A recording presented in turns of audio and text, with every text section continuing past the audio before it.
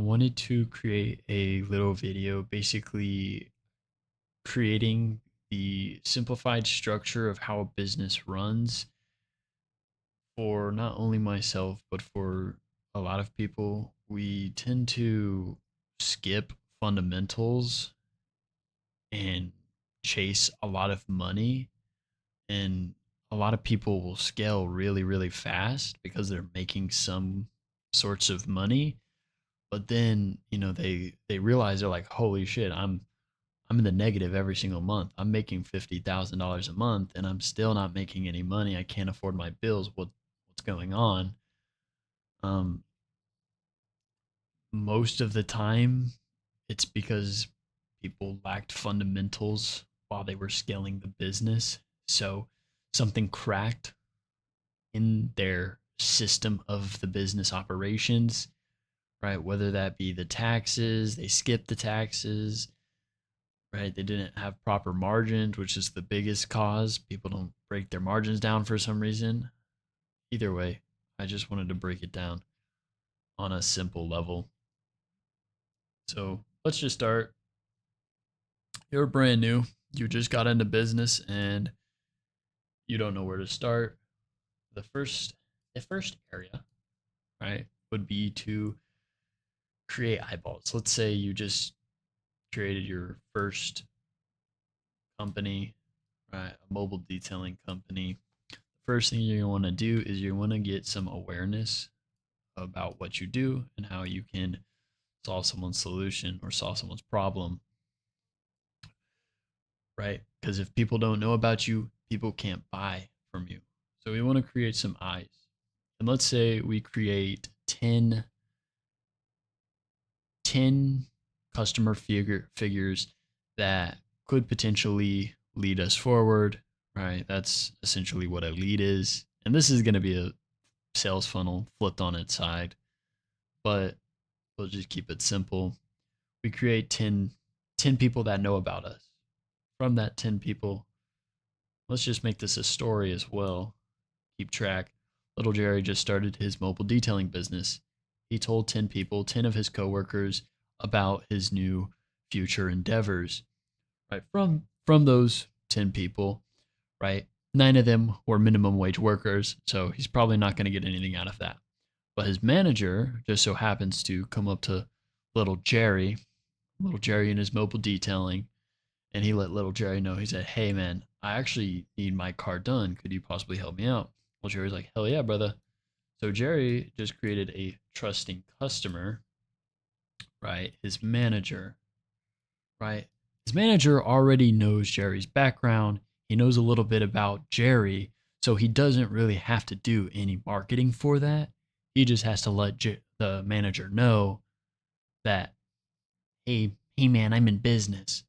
So once that goes down, the manager's like, all right, let's get the detail done. Well, Jerry goes out and he details his car. Right, you got a pretty nice car. It's a it's a Ford Fiesta. Right, very dirty. After Jerry details his car, his manager's like, "Holy shit, this is amazing. I love this. Thank you so much, Jerry." Right, I'm gonna tell everyone about you. He doesn't, but from there, Jerry just made himself a quick buck, and from here, he just created a business. He just has to replicate this. Now, the simple idea of scaling is from going from this and just multiplying it by whatever number he wants. So if it took 10 eyes to get to some dollar amount, let's just say 200. Well, if Jerry wants to make 2,000, right, he just has to do this 10 times. So, you know, Jerry goes to 10 of his, say 100. Jerry goes to 100 of his friends, tells them all about his mobile detailing endeavor, and realizes his friends are broke because he didn't have a correct audience. His friends don't make money. They are all minimum wage workers at Taco Bell. And realizes, okay, I need money from these people. let me not go to the people that don't have money and don't have jobs. So Jerry creates a an ideal customer, right? Which would be his manager in this case. His manager has money. So he wants these eyeballs to be these guys right here. He got lucky with this first job, but going on for future cases, he's going to want to get more people with money. So Jerry creates a little bit of a customer avatar. They need to make money, they need to have a nice car, and they need to live here. And I only work on sports cars or something. All right. You can go into incredible depth to find a customer, but we're not going to go into that right now. So we've created our avatar, and now we want to. So after all of that, after Jerry got his detail done and he started to make a little bit of cash, now he's got to split this cash. This cash needs to be split up between different sections of the business. He realizes cash can't, to perform this detailing service, it costed $20 in gas, $20 in product, right? So let's just say it took $40 for his cost of goods to perform the service. Let's say it took him 2 hours to tell all his coworkers. In a world, there would be labor for that. Usually, you want to pay your people time for money. We don't need to get that complicated yet, but let's just say, and he had to pay for his bicycle to get down there. Um, $10. He's got a lease on the bicycle with a little trailer, and he doesn't have payroll or anything, so we're not gonna worry about that. But in a real business, right, you're gonna have payroll. You're gonna have your cost of goods, your marketing, this, that, trucks, insurance. And then after all of that, right, you're given your profit. And from your profit, you will then get taxed, right? So technically, if you make zero money, you get zero taxes. You make $100,000, self-employment taxes like 31 or 32%, something like that. So that is the life cycle of Jerry's business. A lot of people forget about this guy right here, yeah? They forget about the government and they get screwed in that way. Or they do some messed up stuff with their employees. That sounds weird. Okay. Either way, I want to get rid of this.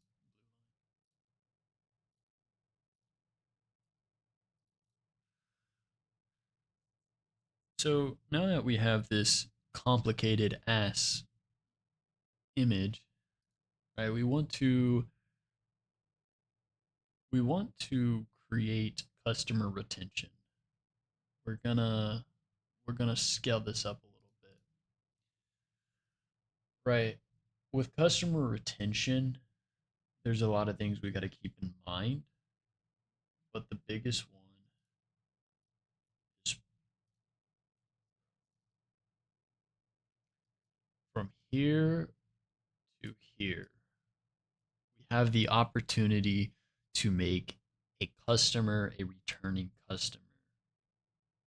From here to here is less important, but also pretty important, right? This section right here is going to be your marketing.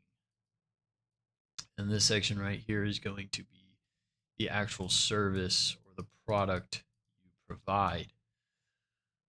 I want to do two examples of a retention.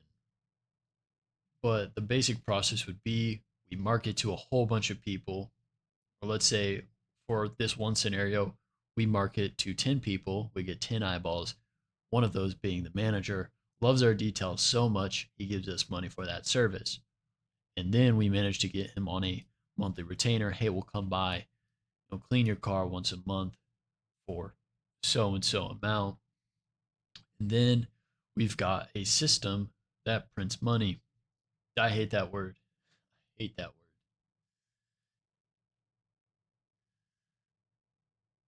People throw that shit around like it's a like candy in the detailing space. They're like, oh, if you don't create systems, you're not gonna be successful. And then you look at their business and they don't have a single fucking system. Um, Regardless, from here, create a retention, marketing. My two examples. Example number one would be, let's do acne patches. Let's say you get acne on your face. Where else would it be? Whatever. You get acne and then you go to Target and you see the acne patches and you take them off the shelf, you buy them, right? You created a transaction and then you like them, they positively benefit you in some way. They get rid of your acne and you're like, "Okay, I'm very pleased with this." There's only 12 though.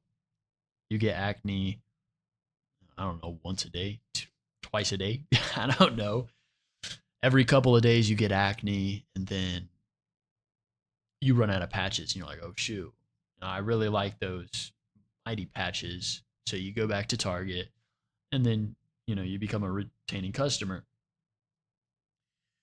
That's a short-term retention and it's good for cash flow. Now I want to use another example, a roofing company.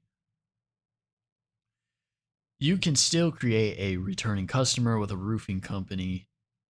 It's just a significantly longer period. So let's say you do Sally's roof in 2020 and Sally is not going to remember your roofing company in 10 years. That's usually the mindset you want to go into. If you perform an incredible service and she's like, oh my gosh, this is amazing, there is a likelihood she is still going to return. But you don't want to think like that because it probably won't happen. A lot of people need to be reminded. A lot of people have lives, right? When you run a business, you realize, oh, oh yeah, people got lives. Either way, we've got to keep Sally engaged with the roofing company, JC Roofing. So Sally gets her roof done. She's super pleased. She tells all her friends. You get a couple referrals, great. But they're not gonna get their roof done that day. They're probably gonna get their roof done maybe in year 3 if they even remember, which they probably won't. But let's say every single Christmas you send Sally a Christmas card. Hey Sally, hope the roof is doing phenomenal for you. If you ever have any questions or need anything, you just let us know. Or let us know how the roof's doing. Give us a call or something just to remind Sally about JC Roofing. Every Christmas, let's say she gets into real estate this year, right? And then let's say she gets into property management or property renovation here, right? So we're like 5 or 6 years down the line. She's in property renovation. You know what that means? She sees a property that needs a new roof. Oh well, I can't. I can't do the roof, but JC Roofing can. They just sent me a business Christmas card right here. And that reminds her, JC Roofing, let me get JC Roofing on this property management. Now she's a property manager, whatever, property renovator. And now she's using JC Roofing for everything. But that's 6 years later. So that's a big cash flow problem for JC Roofing. They have to wait 6 years to get this gold mine. But what does that mean? They have to last 6 years to get to the gold mine. That's how cash flow works. So, assuming they had if they had no customers throughout this whole period, they'd be cooked. Unless they just so happen to have $1 million just lined up, and then they last the 6 years. But that's a different story. Regardless, from eyeballs, we can create a good customer. From this good customer, we can perform a service, make them extremely impressed, deliver extraordinary, unequivalent services to all the other services in your area, blow everyone out of the water, collect your money, and then collect more. From there, you can simply get your profit, the money you make, and then give part of that to the IRS. And from there, you have a simple business